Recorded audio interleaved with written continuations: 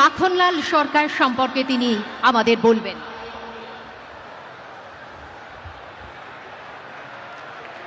শিলিগুড়ি নিবাসী শ্রী মাখনলাল সরকার সবরই প্রতীক্ষার মতো দীর্ঘ প্রতীক্ষা।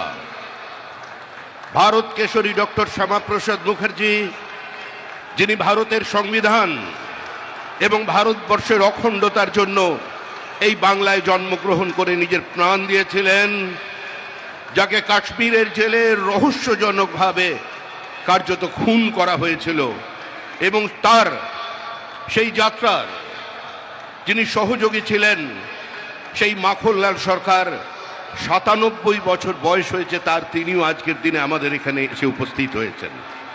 শ্রী মাখনলাল সরকার তারপরে দিল্লিতে একটি দেশাত্মবোধক গান গাওয়ার জন্য দিল্লি পুলিশ তাকে গ্রেপ্তার করে। কংগ্রেসের সরকার নিয়ে যাওয়া হয় বিচারালয়ে।